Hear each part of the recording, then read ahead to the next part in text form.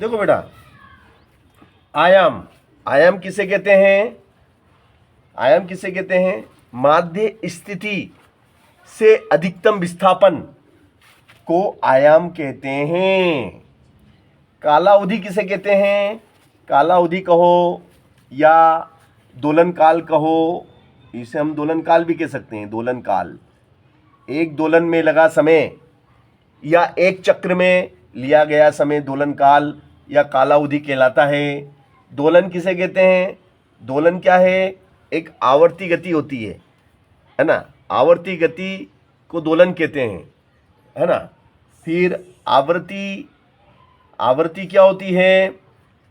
एक सेकेंड में दोलनों की संख्या को आवर्ती कहा जाता है। कि कोई मशीन है, वो एक सेकेंड में कितने दोलन पूरे करती है, वह उसकी आवर्ती कहलाती है। अनुनाद, अधिकतम आयाम, अधिक आयाम को अनुनाद कहते हैं। प्लास्टिक स्थायी विकृति वाली वस्तु होती है। प्लास्टिक में स्थायी विकृति आ जाती है यदि प्रत्यास्थ सीमा से अधिक बल आरोपित किया जाए। यंग मापांक क्या है? यंग मापांक लंबाई में परिवर्तन को दर्शाता है। हुक का नियम, किसी भी वस्तु पर आरोपित बल या तनाव उसकी विकृति के समानुपाती होता है। स्टोक्स का नियम,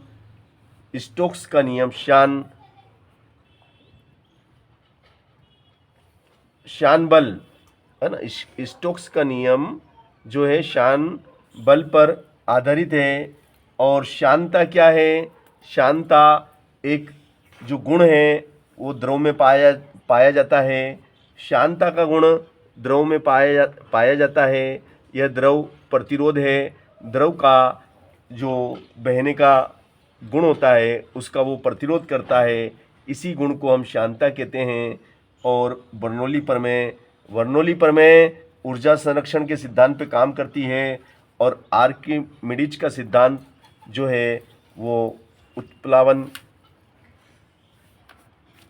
को दर्शाता है कि भाई कोई भी वस्तु जो पानी में क्यों नहीं डूबती है ना? तो इसी सिद्धांत पर जहाज बनाए जाते हैं कि लोहे से बनी सुई तो पानी में डूब जाती है, किंतु लोहे से बना जहाज पानी में क्यों नहीं डूबता है? क्योंकि वहाँ पर आर्किमिडीज का सिद्धांत काम करता है।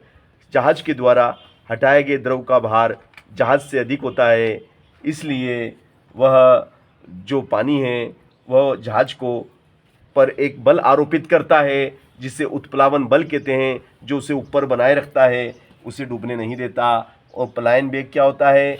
पलायन वेग वह अधिकतम वेग होता है जिससे कि कोई भी पिंड पृथ्वी को छोड़कर अंतरिक्ष में पहुंच जाता है, पृथ्वी को छोड़ देता है जिस वेग